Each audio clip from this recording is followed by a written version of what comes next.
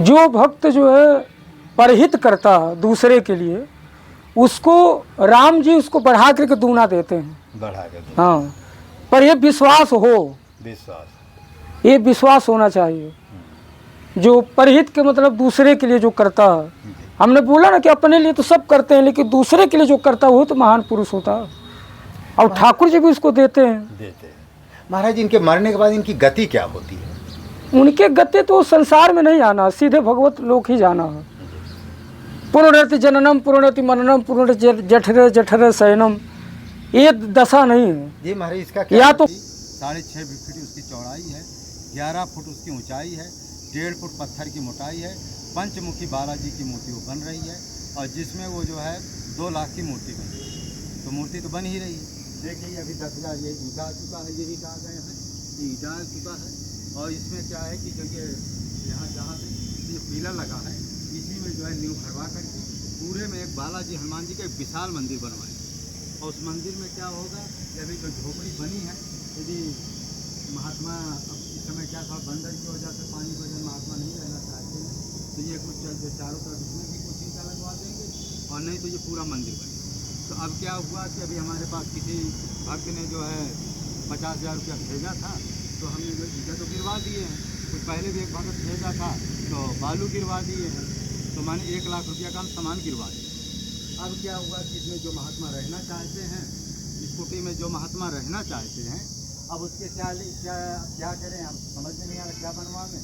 अब सोच रहे हैं चारों तरफ एक ईंटा की दीवारों गिरवा दें, तो महात्मा को रहने के लिए और हमको रहने के लिए भी वर्तमान में यहाँ व्यवस्था हो जाए। फिर इसके बाद अच्छा, हम जो है राशन के नाम से जो हमने कभी लिस्ट डाल भी देते हैं, हमको किसी भी व्यक्ति, किसी भी संत के नाम से, किसी भी संत के नाम से हमको कोई भी एक भी पैसा नहीं। जिसको देना है हमारे लिए स्पेशल दे।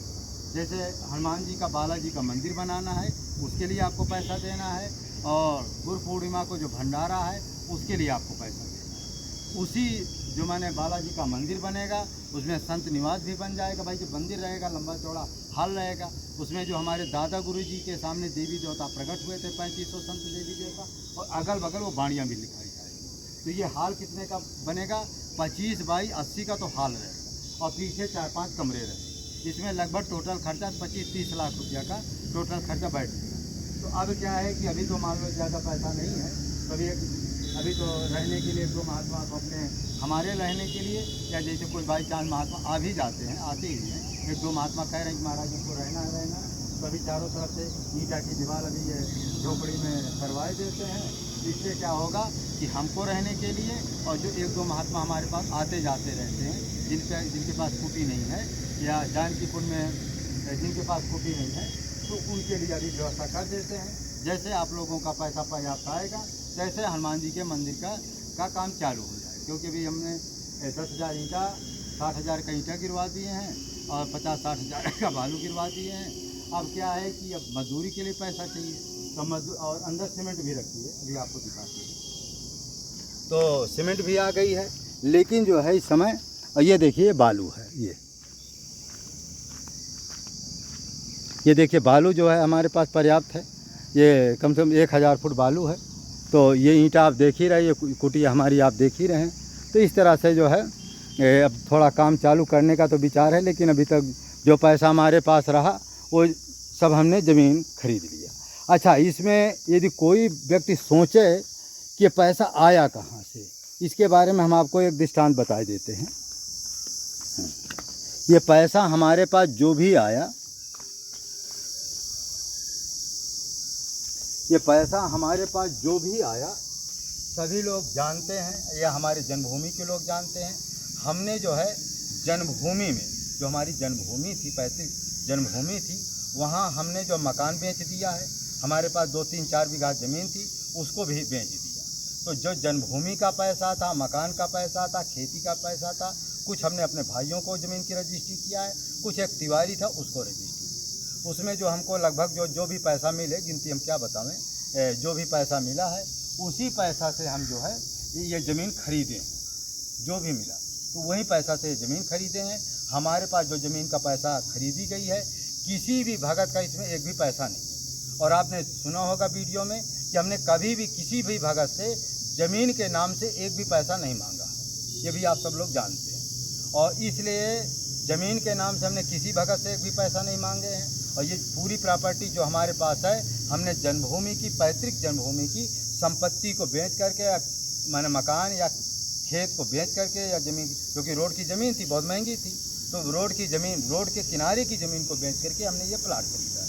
ये 25 बाई 120 का प्लाट, इसमें किसी भी भक्त का एक भी पैसा इसमें नहीं है। ये हमारी पैतृक जन्मभूमि की संपत्ति। हाँ, कुछ लोग जो है ईर्षा करते हैं, महात्मा लोग कोई भी करते हैं, तो कहते हैं महाराज जी आप वीडियो बनाते, इसके नाम से आपको पैसा मिलता है।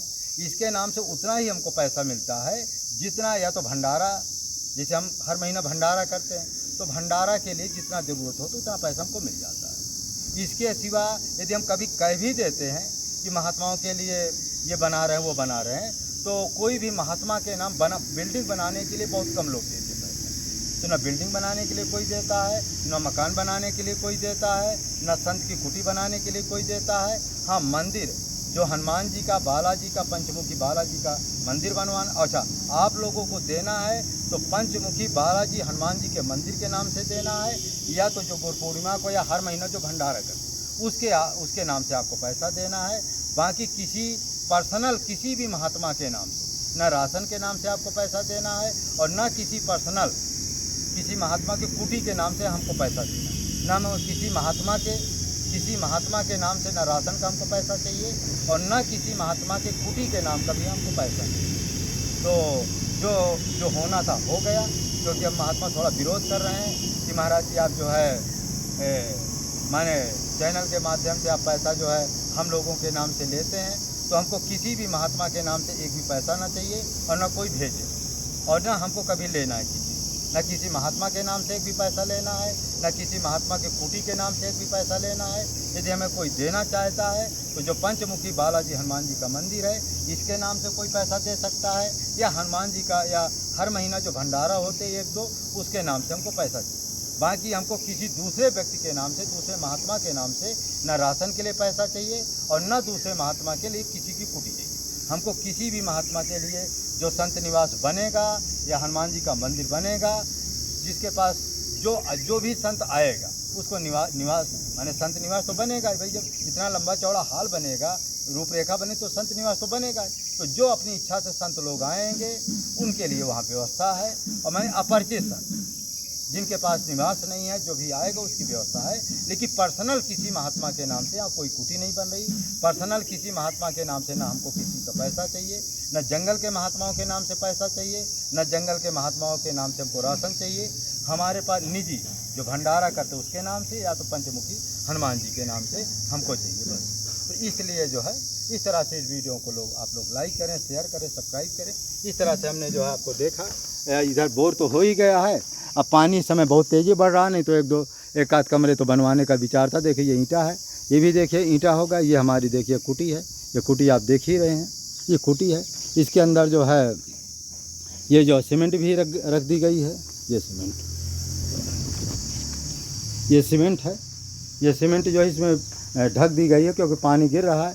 ये सीमेंट है, और ये देखिए चारों तरफ देखिए पानी भर गया है। ये देखिए ये देखिए पानी पूरा भर गया है। ये हमारे जितने कंबल थे ये सब जो है कंबल भीज गए हैं, और अभी एक मजदूर को बुला करके चारों तरफ थोड़ा खुदवा दी है कि जिससे पानी निकल जाए, कुटी के अंदर ना आवे। तो इस तरह से अभी इसका है।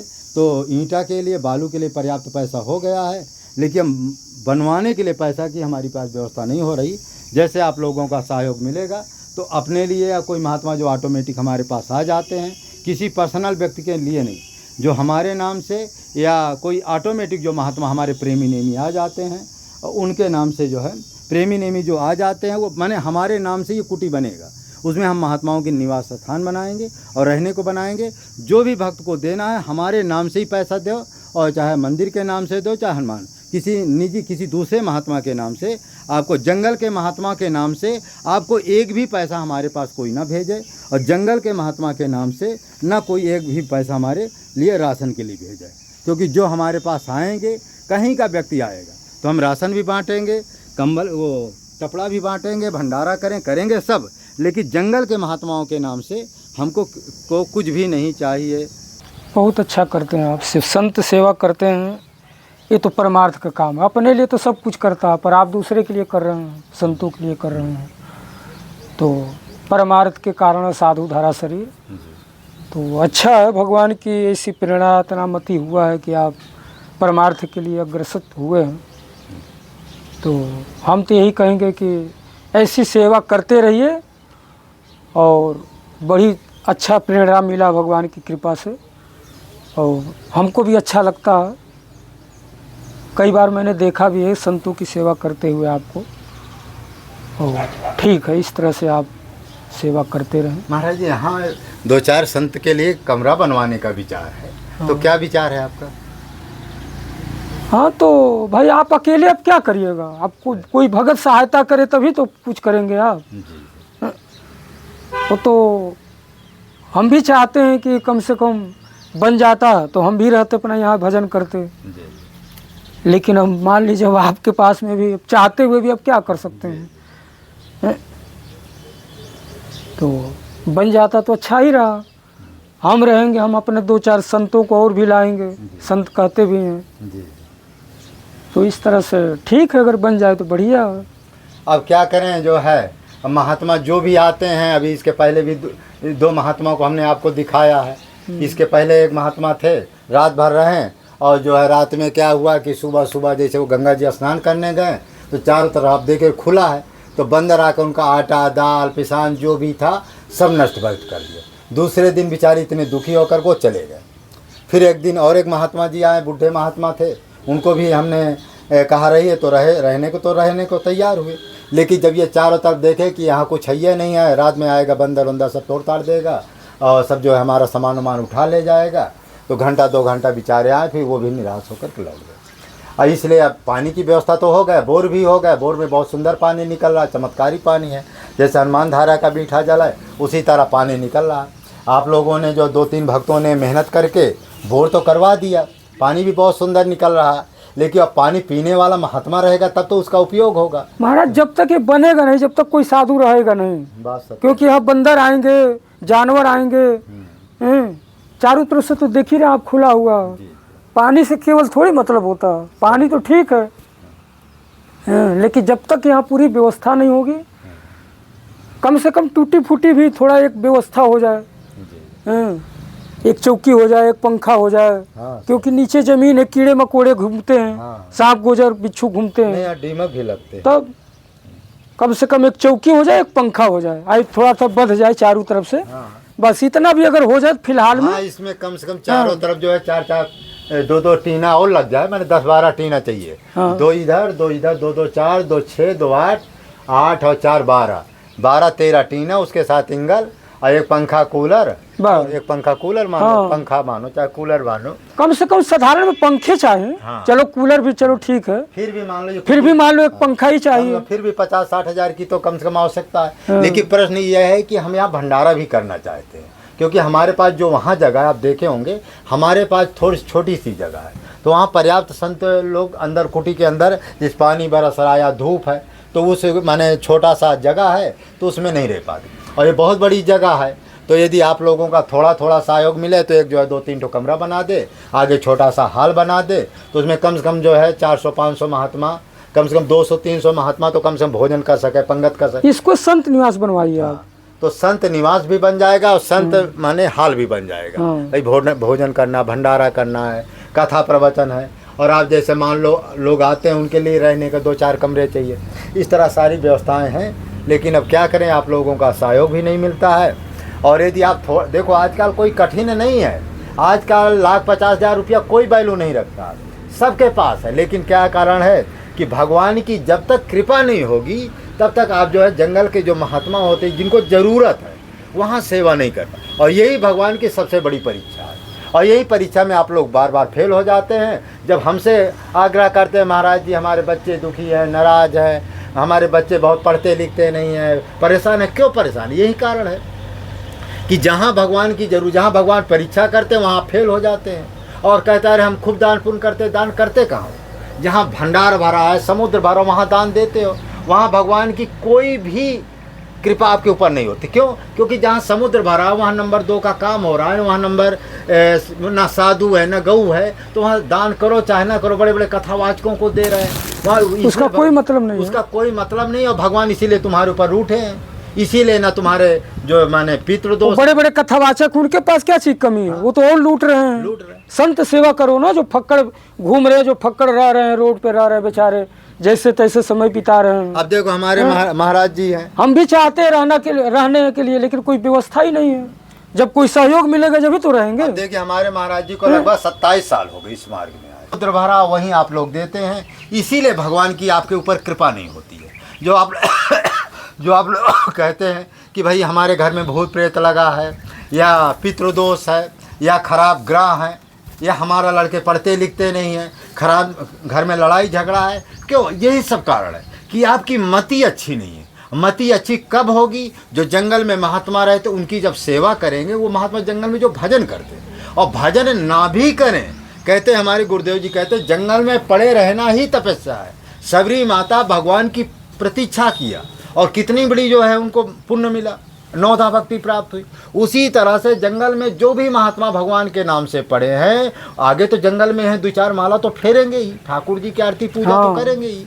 यदि नहीं भी कर रहे हैं तब भी जंगल के महात्मा महान पुण्यात्मा, क्योंकि भगवान के नाम से वो पड़े तो हैं, तो भी उनका भजन हो रहा है, वो भी उनका भजन है। तो इसलिए आप लोग जंगल के ही संतों की सेवा की। अब देखो महाराज जी के बारे में हमने आपको बताया, 27 साल हो गए महाराज जी को, भजन करते हैं।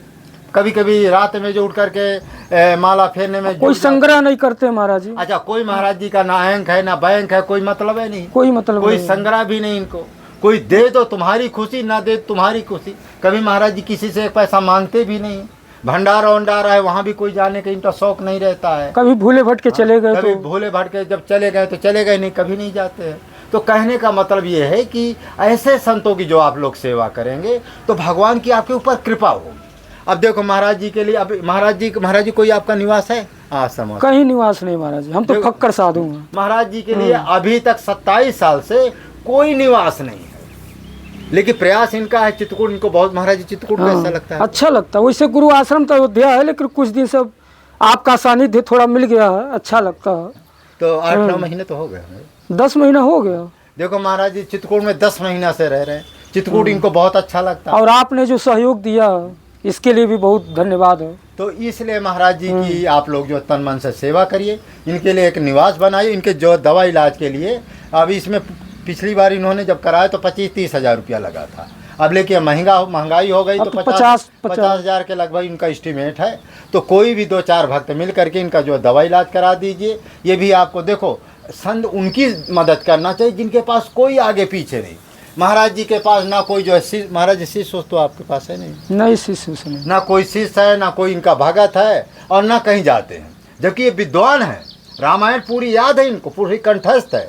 महाराज जी एक जगह रामायण में लिखा है, परिहित हित जिनके मनमाही, और आगे हाँ, परिहित जिनके मनमाही और राम कृपा कुछ दुर्लभ ना। हाँ, इसका महाराज जी अर्थ क्या होगा?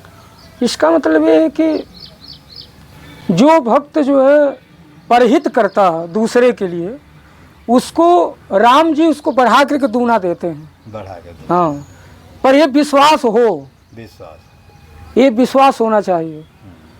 जो परहित के मतलब दूसरे के लिए जो करता है, हमने बोला ना कि अपने लिए तो सब करते हैं, लेकिन दूसरे के लिए जो करता है वो तो महान पुरुष होता है।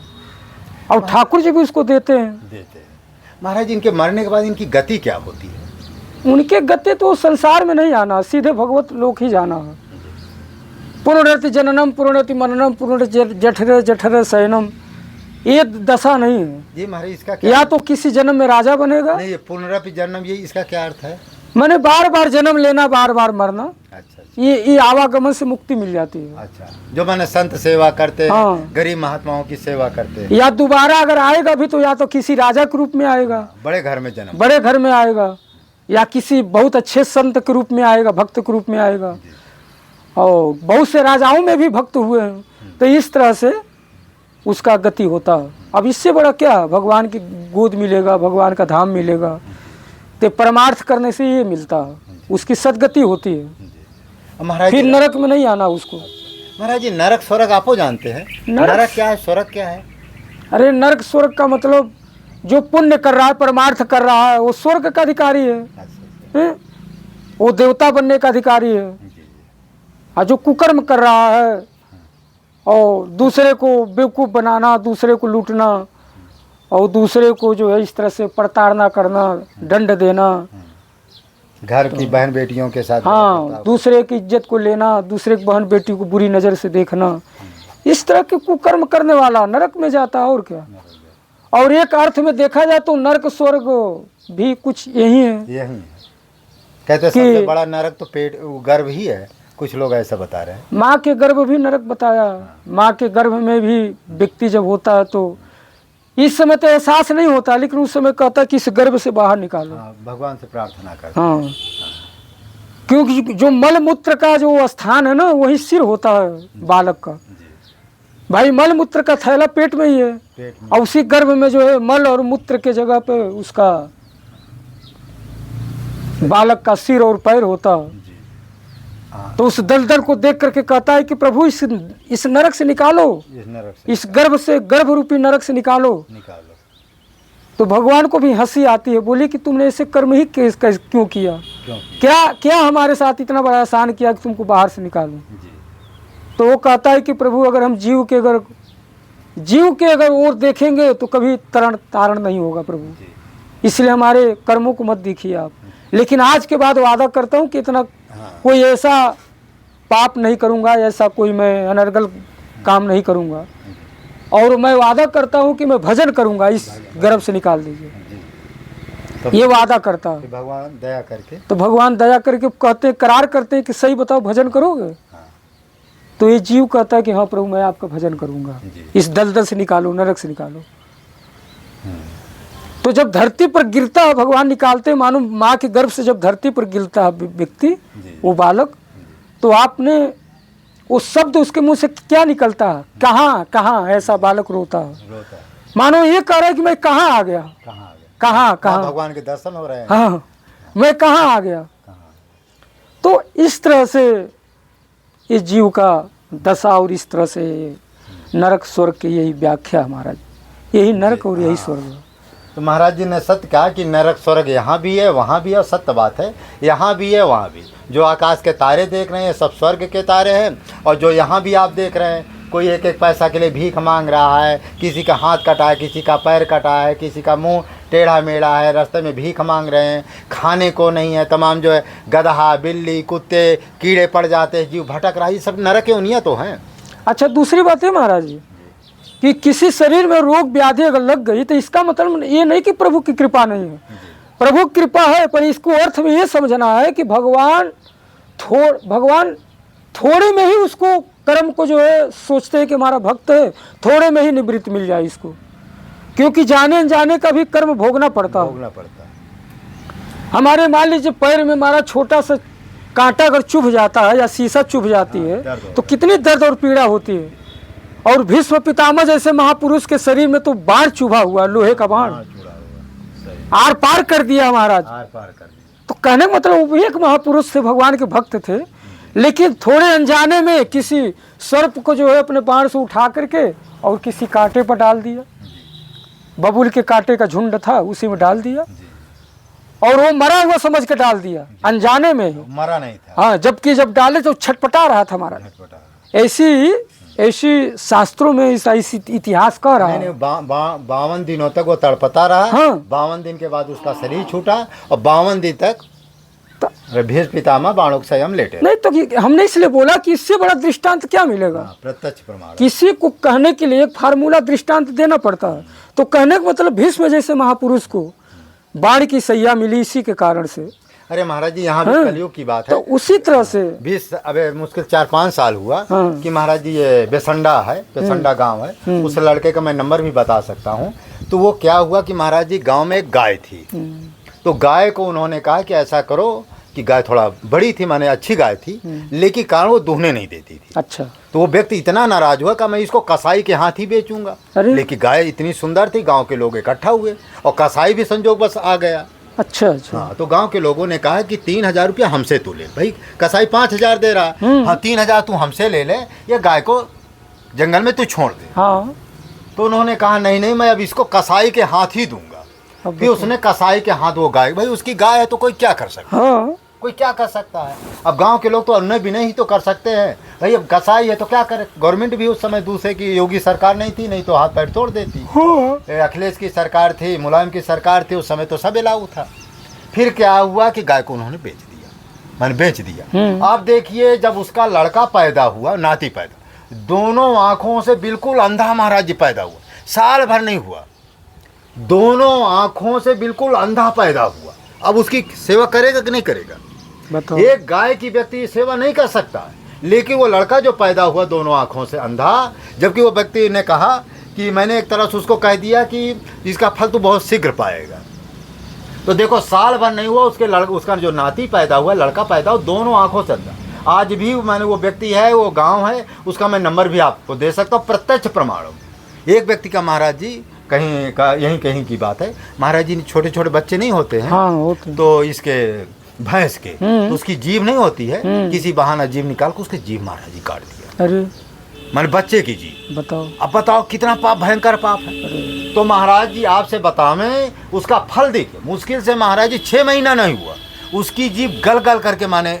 हाँ हाँ मानता हूँ, ये प्रत्यक्ष प्रमाण, ये नहीं कि मैंने सतयुग त्रेता की बात है, 10-20 साल की बात है। तो ये मत सोचो हम किसी स्त्री के साथ, किसी लड़के के साथ, किसी माँ के साथ, किसी संत के साथ कि गलत बर्ताव करेंगे इसका पाप नहीं भोगना पड़ेगा। पाप को तो भोगना ही पड़ेगा। वो महाराज का सत है, अवश्य में भोक्तव्यम। हाँ ऐसे ही है, भोगना अवश्य में भोक्तव्यम और सत कोटि सतेरपि, माने करोड़ों वर्ष, करोड़ों कल्प होने के बावजूद भी यदि आपने पाप कर्म किया है तो अवश्य में भोक्तव्यम कर्मा शुभम शुभ, माने कर्म का फल जो है अशुभ कर्म में किए तो आपको भोगना ही पड़ेगा। पक्का, ये पक्का है, क्योंकि भगवान, अच्छा भगवान स्वयं भोग करके दिखाते हैं। बाली को जो है, माने रामावतार में बाली को जो है छिप करके मारे, और दूसरे जन्म में वही बाली जो बहेलिया बना के भगवान के पदुम में मारा। प्रत्य भगवान स्वयं अपने प्रमाण दिखाते हैं कि यदि मैं भी गलत करूंगा तो मैं भी भोगूंगा, क्योंकि उस समय भगवान ने थोड़ा गलत किया, क्योंकि नियम था कि भाई आमने सामने युद्ध करना है, लेकिन बाली को छिप करके ही मारे थे, ऐसा वो वरदान ही पाया था। और दुष्ट को मारना है, अच्छा दुष्ट को मारने में कोई अपराध भी नहीं है, 4-6 लोगों को मारने पर कोई अपराध नहीं। पहला अपराध ये है कि जैसे सर्प है, जो मैंने जहरीले सर्प है, उनको मार देने में कोई दोष नहीं। दूसरे क्या है कि जो डाका डालते हैं, किसी बहन बेटी को लूटते हैं और किसी का घर मकान उजाड़ देते, आग लगा देते, ऐसे दुष्ट आदमियों को मार देने में कोई पाप नहीं। तो कुछ ऐसे लोग होते हैं इनको मार देने में कोई पाप नहीं है। तो इस तरह के जो है कर्म किए जाते हैं तो उसको जो है भगवान की तरफ से क्षमा होता है। महाराज जी एक चीज़ और हम कभी कभी देखते हैं, कुछ हमसे कमेंट करते हैं कि राम नाम के बारे में लोगों का पूर्ण विश्वास क्यों नहीं होता, किस पाप के कारण उनको, किस खान पान के कारण राम नाम पर वो क्यों पूर्ण विश्वास नहीं करते हैं? ये तो जो नास्तिक हैं वो नहीं विश्वास करते हैं। अच्छा, ये महाराज जी नास्तिक बनते पिछले तुलसी पिछले पाप से हरि चर्चा न सुहाए, पाप वृत्ति हो जाती है। हालांकि ऐसी बात नहीं है, जो सात्विक विचार का है, जो धार्मिक विचार का है, वो तो विश्वास करेगा, लेकिन जो चोर हैं, लफंगे हैं, उचक्के हैं, ये क्या विश्वास करेंगे? जे कामी लोलुप जग माही, ईश्वर निकट आवत नाही, वो इसके निकट आ ही नहीं सकते हैं। हाँ, तो ये सरावत अति कठिनाई, हाँ, जे कामी लोलुप जग नाही जग माही, यही सर आवत, इसके निकट आ ही नहीं सकता। जो कामी है, क्रोधी है, लोभी है, उसको हरि चर्चा भगवान के नाम उसको सुहाएगा ही नहीं महाराज, पहली बात। लेकिन महाराज जी जो ये भगवान का भजन नहीं करते, संत सेवा नहीं करते, दीन दुखियों की सेवा नहीं करते, परोपकार नहीं करते, इनकी महाराज जी मरने के बाद गति क्या होती होगी? एक कुत्ता सुअर बनते हैं, और क्या, इनकी यही दशा है। जो सेवा नहीं करता साधु का, जो परमार्थ नहीं करता, वो कुत्ता योनि में जाएगा, सुअर बनेगा। और कुत्ता क्या है? कुत्ता तो गली गली घूमता और मांस भी खाता है, गंदे भी खाता है, लाठी पाता है, लाठी भी पाता है, और ना जाने गंदे नाली के कीड़े भी बनते हैं। कहो बहुत सी योनि है। सुअर है, सुअर देखो गंदे नाली में, एयर कंडीशन बंगला में अगर रख दो तो सुअर गंदगी में ही जाएगी। तो इनका जन्मजात स्वभाव बन जाता है। अच्छा महाराज जी, इसमें तो चलो ठीक है, लेकिन जो गर्भ वाला दुख है ये हर जीव को भोगना पड़ता है। आप किसी भी जीव को जब गर्भ से निकलता है जीव, कितना कष्ट होता है। तो कहने का अभिप्राय हमारी ये है, यदि आप पाप कर्म करते हैं तो ये मत सोचो कि हम मनुष्य योनि में ही थोड़ा दुख पाएंगे। लाखों करोड़ों योनियों में जहाँ भी जाएंगे वहाँ आपको दुख ही दुख मिलेगा। और आप प्रत्यक्ष देखते हैं, ये तो गधा है महाराज, गधा को आप देखते हैं ना, उसके ऊपर कितना लाद दिया जाता है, 50 किलो लाद भी दिया जाता है, ऊपर से महाराज जी लाठी ऊपर से देते हैं। ये महाराज कौन से पाप का भोग है? यही परमार्थ नहीं किए, पाप किए रात दिन, किसी को एक गिलास पानी भी नहीं पिलाया, उसी का नतीजा है ये। कर्मों का फल तो भोगना पड़ेगा। तो ये मत सोचो कि यहाँ कुछ नहीं मिलता, यहाँ भी मिलता है, वहाँ भी मिलता है। कर्म का फल हमें आपको कहते हैं ना, सकल पदार्थ है जगमाही, कर्महीन नर पावत। इसका महाराज जी इसका अर्थ क्या है? मतलब संसार में सब कुछ उपलब्ध है, लेकिन हमारी किस्मत फूटी हुई है, इसलिए मिल नहीं रहा हो, मिल नहीं पा रहा हो। महाराज जी कलयुग के लिए कहते हैं, कलयुग युग समयान नहीं, जो नर कर विश्वास। और आगे गाय राम गुणगण विमल भवतरी भी नहीं प्रयास। इसका अर्थ क्या होगा महाराज जी? मैंने इसका अर्थ यह है कि भगवान के नाम का ही सहारा है केवल कलयुग में। अच्छा। और संत सेवा और भगवान के नाम का एक सहारा है। महाराज इतना जो काम कर लिया वो मानो बिना प्रयास ही भवसागर से पार हो जाएगा। कितना सरल उपाय है। कलयुग में बड़े बड़े महापुरुषों ने बताया है कि कलयुग सम आन युग, कलयुग जैसा युग तीनों लोकों में जो माने तीन माने काल हुए हैं, सतयुग त्रेता द्वापर, यह युग क्यों नहीं है? कारण है कि कलयुग में केवल नाम का ही, और युगों में क्या था कि आपको समाधि लगाना पड़ेगा, अभ्यास करना पड़ेगा, हजारों वर्ष की समाधि, हजारों वर्ष का तपस्या होगा। फिर भगवान कहते, सपना में आकर कहते हैं कि जन्म मुझे नहीं दर्शन आपको मिलेगा, अगले जन्म की प्रतीक्षा करिए। जैसे मनु शत्रुपा ने तपस्या किया, उसका फल भगवान ने कहा कि मैंने सतयुग में तपस्या किया, द्वापर में भगवान ने फल दिया। तो उसी तरह से और युगों में तत्काल फल नहीं मिलता था, लेकिन कलयुग एक ऐसा युग है, इसमें कहते ये हाथ है आप कर्म करो, ये हाथ है आपको फल, माने इसी युग में आपको फल मिल जाना, कोई भी इच्छा। लेकिन हाँ, उसके अनुकूल आपको गुरु चाहिए। जैसे आपको भगवान के दर्शन करना है तो उसके अनुकूल आपको गुरु बनाना पड़ेगा। जब गुरु की कृपा होगी तो इसी युग में आपको बहुत भगवान के दर्शन हो जाएंगे। प्रत्यक्ष प्रमाण है तुलसीदास जी। तुलसीदास जी को आपने देखा है कि राम जी के भी दर्शन हुए, उनको हनुमान जी के दर्शन हुए, और लिखा है कि चित्रकूट के घाट पर महाराज कुछ नहीं, सबसे बड़ी बात है सेवा। सेवा करके अपने आप में परिपक्व हो जाएगा। इतने दृष्टांत और मैं आपको दे सकता हूँ कि जो झाड़ू लगा करके, बर्तन धुल करके, संत की सेवा करके, दूसरे कोई रास्ते में गिर गया उसको उठा करके, यानी इस तरह से कुछ परमार्थ करके भगवत प्राप्त कर दिए महाराज। उनको माला भी पकड़ करके और राम नाम लिखने की भी जरूरत नहीं पड़ी, ना माला फेरने की जरूरत पड़ी। केवल परमार्थ के लिए, दूसरे के लिए उपकार कर रहे हैं, जैसे संत सेवा कर रहे हैं, या किसी गरीब की मदद कर रहे हैं, या कोई बीमार पड़ गया महाराज उसको दवा करा रहे हैं। इस तरह से कुछ सत्कर्म करके भगवत प्राप्त कर लिए महाराज। सत्य बात है। इस चीज को तो दुनिया समझ नहीं रही है महाराज, ये हल्के में नहीं, ये बहुत बड़ी उपलब्धि है। नहीं अच्छा महाराज जी, इसमें क्या है कि जो महाराज जी अभी बताया आपको कि परोपकारी धर्मात्मा बिना साधन भजन को भी ईश्वर को प्राप्त कर लिया। हमारे गुरुदेव कितने प्रमाण हैं, मैं अपने तरफ से जेब से नहीं बोल रहा हूँ, ये कहना इतिहास शास्त्र बता रहा है। यदि आपका भजन में मन नहीं लगता है तो आप परोपकार में जुड़ जाइए ना। लेकिन भाई देखो, बिना कर्म किए तो कुछ मिलने वाला नहीं है। चाहे भजन करे चाहे परोपकार करे। परोपकार का मतलब है कि तन मन धन से परोपकार। अभी एक भगत जो अभी आप बताए ना, परोपकार भी तो भजन है। एक भगत को हमने बताया था, हमको 45,000 रुपया पर उस दिन जो आया था, 45,000 रुपया पर मंथ पाता। केवल 5,000 रुपया अपने खर्चा के लिए रखता है, 10,000 5,000, बाकी 35,000 रुपया परोपकार में लगा देता है। कम से कम 10,000 रुपया तो हर मंथ हमको जो है संत सेवा के लिए बेचारा देता है। और किसी ब्राह्मण की कन्या है, उसकी शादी ब्याह नहीं होता है, उस बेटी का भी राजापुर में एक जो है पुजारी की लड़की थी, उसकी शादी ब्याह के लिए उन्होंने 1 लाख रुपया दिया और आया भी, और 10,000 रुपया उसको कपड़ा उपड़ा के लिए दिया, परोपकार किया। अभी हमारे लिए जो है भंडारा के लिए जब भी हम कह देते हैं भंडारा के लिए तो 10-5 हज़ार रुपया बेचारा डाल ही देता है। माने अपनी कमाई का 35% अंश जो है माने साधु सेवा में लगाता है। आज उसकी वो दशा है, बता रहा है कि मेरा अनाथ बाजा खुला हुआ है और मुझे जो है राम जानकी जी के दर्शन होते, देवी देवताओं के दर्शन होते, अनाथ बाजा मिलता, मुरली की आवाज़ सुनाई देती। क्यों? क्योंकि वो तन मन धन से परोपकार में लगा है।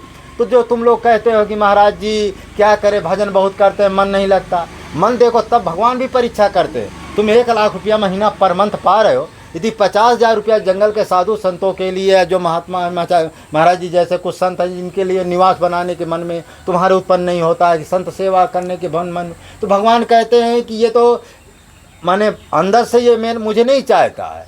क्योंकि जब महात्मा संत क्या है कि साक्षात भगवान का स्वरूप है। संत सेवा करना माने भगवान की सेवा करना। देखिए महाराज एक बात बताऊं, भजन का मतलब क्या है? एक बात आई, आप मान लो माला लेकर बैठे हैं, राम राम जप रहे हैं, सब ठीक है, और पता चले आपके सामने ही नदी में कोई डूब रहा है, जी बहुत बहुत अच्छी बात है। हाँ, कोई नदी में आपको डूब रहा है, हम भजन की बात बता रहे हैं। आप ठीक है माला लेकर बैठे हैं, करना चाहिए भजन, हम मना नहीं कर रहे हैं, लेकिन जो सही बात है तो आपको चाहिए कि माला छोड़कर डूबे हुए आदमी को बचा लीजिए, बस है। ये भजन कहलाता है। ये बात को ये जो है इसको कहते हैं भजन, ये कहते हैं परोपकार, कि आपका फर्ज है।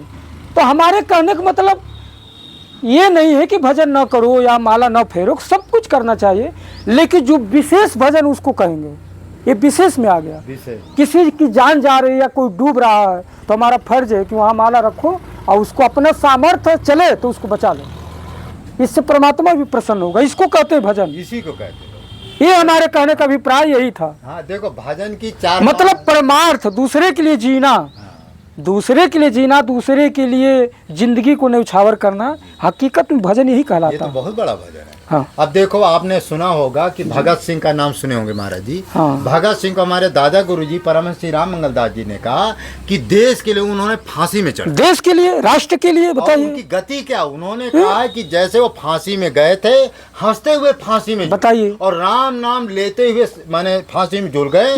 दादा गुरुजी हमारे बताए परमहंस श्री रामदास मंगलदास जी, राम मंगलदास जी ने कहा कि जैसे फांसी में झूले, उनको जरा भी कष्ट नहीं, सीधा माने बैकुंठ से सीधा विमान आया। हाँ बिल्कुल डायरेक्ट विमान आया। हाँ मानता हूँ। उनकी आत्मा को लेकर के वो विमान में बैठाएगा सीधा चतुर्थ बैकुंठ, जिसकी आयु 96 करोड़ वर्ष है। सोने की जमीन है, बिना आधार का झूला पड़ा। वहाँ जो भगवान पर नारायण के रूप में रहते हैं, 1000 भुजा के रूप में रहते हैं, वो परमात्मा ईश्वर वहाँ भगत सिंह को और देश के लिए हंसते हुए फांसी पर चढ़ गए, हंसते हुए। और एक महाराज जी छोटा सा दृष्टांत दे, यहाँ गुरैनी की, तो इसको क्या कहेंगे, भजन है? ये गुरैनी की बात है, ये आपके गाजीपुर की बात है। तो महाराज जी एक भक्त था, उन्होंने गाय के लिए महाराज जी लड़ गया, माने गाय का ट्रक जो है जा रहा था, वो यादव था, उसने लड़ गया, मजबूत तो था, लेकिन उधर माने 4 कसाई थे, ये बेचारा अकेले था। तो उन्होंने कहा मैं यदि जिंदा हूँ तो तब तक ये कसाई का ट्रक आप नहीं ले जा सकते, या तो सारी गाय उतार दीजिए और तब जा सकते हो, नहीं मैं जाने नहीं दूंगा। लेकिन वो 4 कसाइयों के पास अस्त्र शस्त्र था, हमारी जान से मार दिया। और जैसे उसको मारने के बाद महाराज जी देवता बन गया, और जहाँ आज भी उसका वहाँ बना हुआ है, थोड़ा नहीं पूजा वो होता है, बना दिया गया चौतरा जैसे। आज वहाँ लोग पूजा करते हैं, जो वहाँ जाता लोगों की महाराज जी कामना पड़ते, जो वहाँ गाय का दूध का माने गाय का दूध चढ़ाता है, वहाँ लोगों को कामना पूरी है, उसको लोग देवता के रूप में पूजते। परोपकार से बढ़कर कि तीनों लोगों में कुछ नहीं है। तो इस वीडियो को यहीं लाइक करें, शेयर करें, सब्सक्राइब करें, और बस यही प्रार्थना है कि जितना जल्दी हो सके संतों के लिए 2-4 कमरे आप बनवा दीजिए, यही हमारी आपसे अंतिम प्रार्थना है। जय श्री राम, जय जय श्री राम, जय श्री राम, जय जय श्री। ये आज जो है 2 हम कोरियर करेंगे, और कोरियर के बाद जो भक्तों के पास पहुंच जाएगा। ये चमत्कारी गिलास है, और इसको जो है भक्तों के पास उसी में रख देते हैं। और हाँ उसी में रख दीजिए। तो इस तरह से अपना है, तो जितना हम कहें उतना कम ही है।